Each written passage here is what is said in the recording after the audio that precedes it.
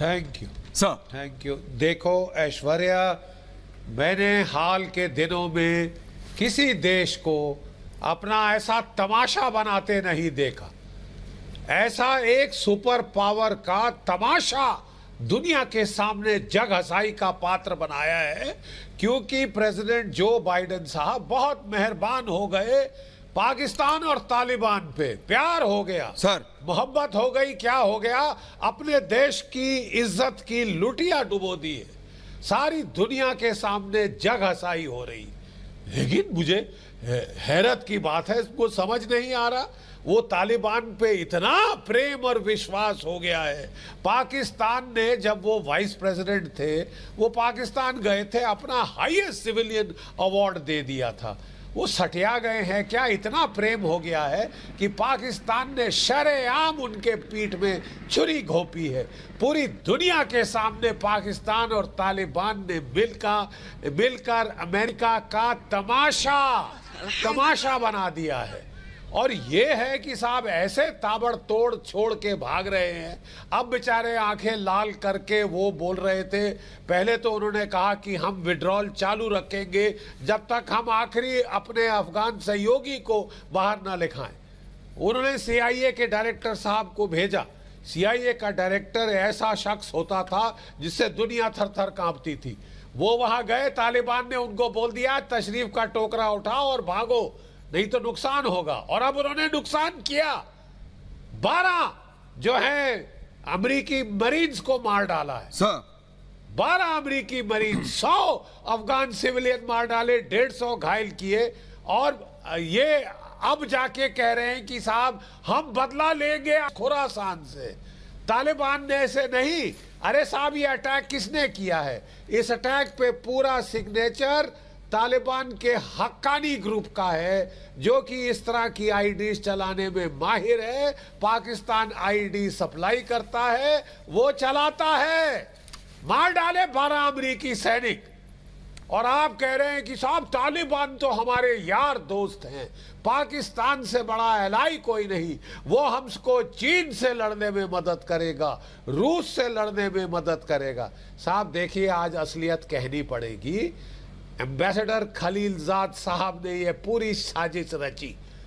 उन्होंने सोचा कि हम अपने सारे दुनिया को दुखी करके जाएंगे।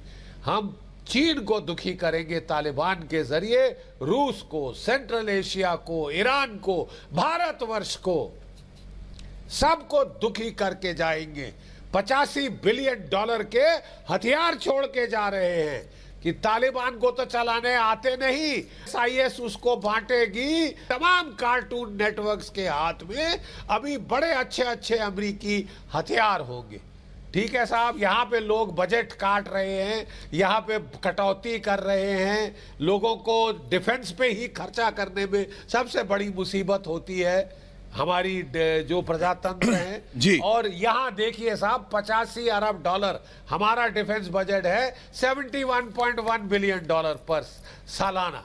ये 85 अरब का तो तोहफा देके गए हैं। ने ऐसा तमाशा बना दिया है बाइडेन साहब ने। अपनी फौज, अपने जर्नैलों की नहीं सुनी, अपने कमांडरों की नहीं सुनी, अड़ गए। वो बाल हट होती है ना, जो कि बुढ़ापे में आती है, वो उन्होंने दर्शाई है यहाँ पे कि साहब हम तो नुकसान पहुंचाएंगे चीन का, रूस का, ईरान का, सेंट्रल एशिया का और भारत का। ये हमारे दोस्त हैं साहब। हे भगवान, ऐसों से तो दुश्मन अच्छे हैं। लेकिन ज्यादा घबराने की जरूरत नहीं। तालिबान से बड़ा लूनेटिक्स कोई नहीं है। ना उनको टैंक चलाने आते हैं, ना हेलीकॉप्टर, ना कोई खास बड़े हथियार। सब पाकिस्तान की फौज उचक के उनसे लेगी और हमारे खिलाफ इस्तेमाल करने की कोशिश करेगी। मेरा ख्याल हमको ज़्यादा वेट नहीं करना चाहिए उनका। पानीपत में नहीं इंतज़ार करना चाहिए कि वहाँ दिल्ली से 150 किलोमीटर आएंगे तो हम लड़ेंगे। अगर आपको पाकिस्तान की फौज सब फसाद की जड़ है, मैं एक बार फिर दोहराता हूं, भारत की फौज को पाकिस्तान की फौज से लड़ने अफगानिस्तान जाने की जरूरत नहीं। पाकिस्तान का ईस्टर्न बॉर्डर हमारे साथ है, लगाओ जोर वहां पे। कोई हमारे पास भी असले की कमी नहीं।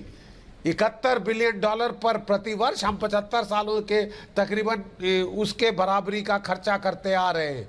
ठीक है साहब, हम भी कोई दुनिया की छोटी मोटी फौज नहीं, सेकंड लार्जेस्ट आर्मी है, fourth largest air force, fifth largest navy. और अब वक्त आ गया है कि जो पाकिस्तान की बांछें खिली हैं, इनकी बत्तीसी तोड़ के बाहर निकालने का टाइम आया है।